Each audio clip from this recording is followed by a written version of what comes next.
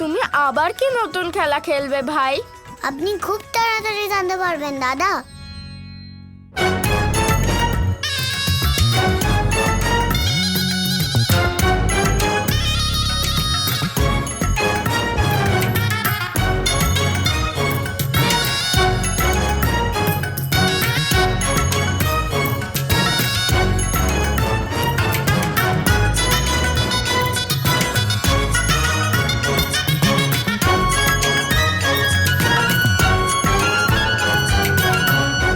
এটা তো দিনের বেলায় বানানো আধ শুকনো কলসি।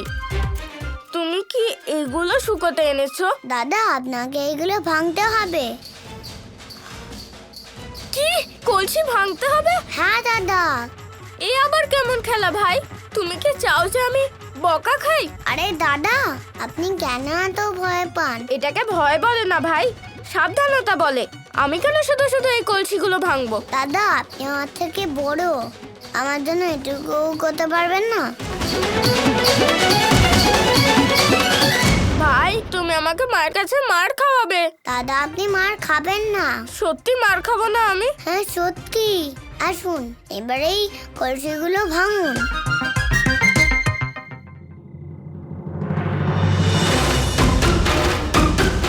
ভেঙে ফেলুন দাদা, খুব মজা হবে।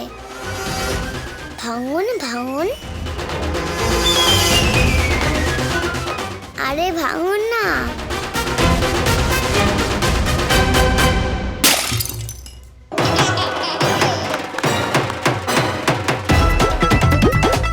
আরো একটা। হ্যাঁ হ্যাঁ, ভাঙছি।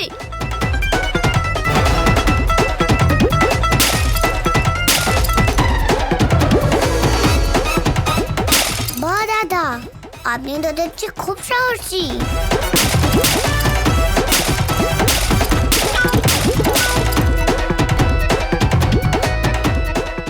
এটাই শেষ কলসি ভাই। এটাও ভেঙে ফেলুন দাদা। ঠিক আছে ভাই। গোপাল,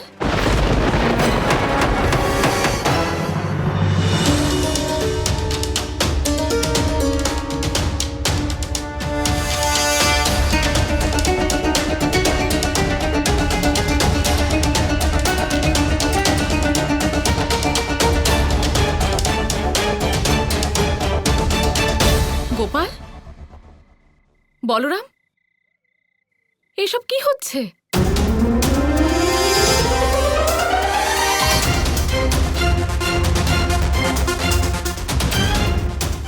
এতগুলো কলসি কে ভাঙলো?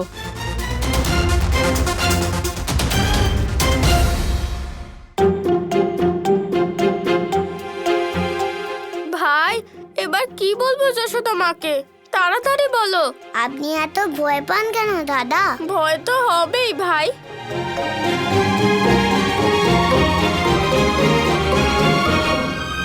বলরাম, এই কলসিগুলো তুমি ভাঙলে? ভাই, কিছু তো বলো।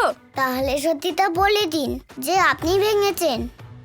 ভাই, তুমি কি আমাকে মার খাওয়াবে? আপনি চিন্তা করবেন না দাদা, মাকে বলে দিন যে সব কলসি আমি ভেঙেছি।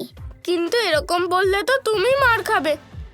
না না, আমি এরকম বলতে পারবো না। তাহলে ঠিক আছে দাদা, বলে দিন আপনি সব কলসি ভেঙেছেন।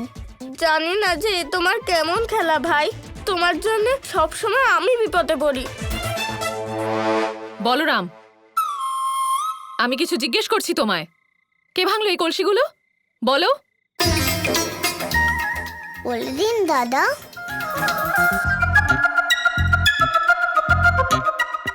যশোদা মা, এইগুলো না। কি বলো? আমি দেখলাম যে রাতে গোপাল দোলনায় ছিল না, তাই আমি ওকে খুঁজতে এইখানে চলে এলাম। আর বাইরে এসে আমি দেখলাম যে গোপাল সব কলসিগুলো ভেঙে ফেলেছে। এই কলসিটাও ভাঙতে যাচ্ছিল, কিন্তু আমি ওর হাত থেকে নিয়ে নিয়েছি। আর এটা গোপালকে ভাঙতে দিইনি। বেঁচে গেছো তুমি, নয়তো তুমি আজকে ভেঙে যেতে।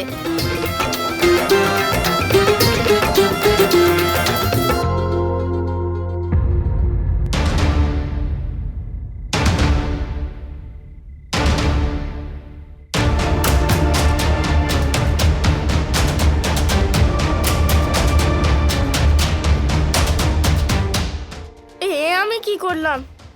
আজকে তো ভাইকে যশোদা মা নিশ্চয়ই খুব বকবে।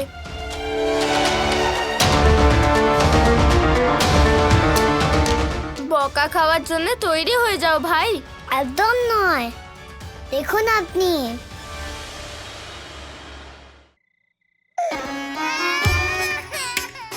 এ কি, আবার লীলা শুরু করে দিলে তুমি ভাই? সোনা, কেন কাঁদছিস তুই? মা তো তোকে বকেইনি। সোনাকে ওর মা কখনো বকতে পারে? না না না, সোনা কাঁদে না। দেখলেন দাদা আমার লীলা?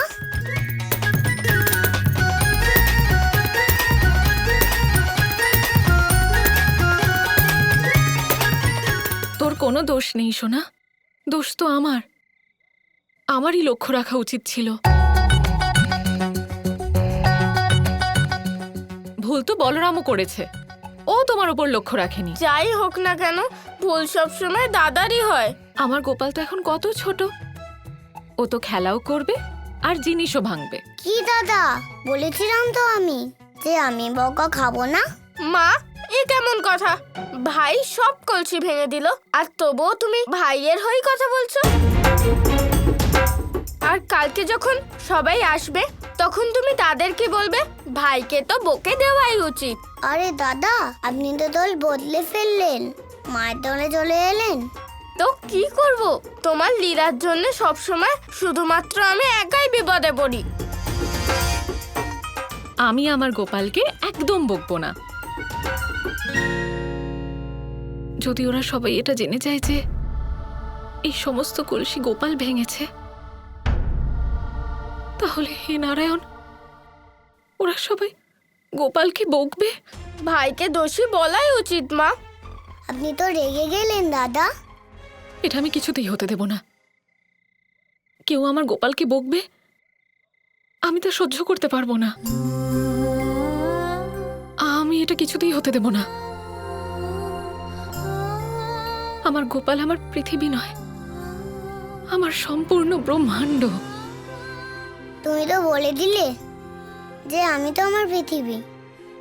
এবার আমিও প্রমাণ করে দেব মা যে তুমি আমার কাছে কি।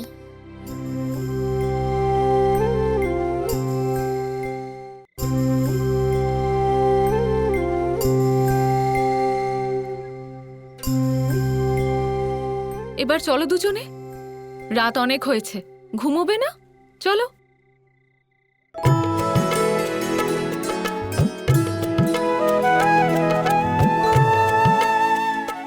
কাল আপনি জানতে পারবেন দাদা যে আমি গোকুলের মাটিরই ছেলে। আমিও কালকের অপেক্ষাতেই থাকলাম, দেখি তুমি এমন কি করো। এবার আমি চলি, এখনো অনেক গ্রামে নেমন্তন্ন করা বাকি।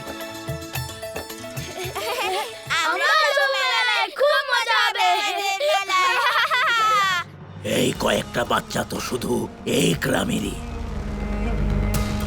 যখন অন্য গ্রামের বাচ্চারা এসে একসাথে হয়ে যাবে তখন অনেকগুলো বাচ্চা হয়ে যাবে। ওই অদ্ভুত বাচ্চাকে ভালো করে চেনার জন্য আমাকে এদের কাছেই থাকতে হবে।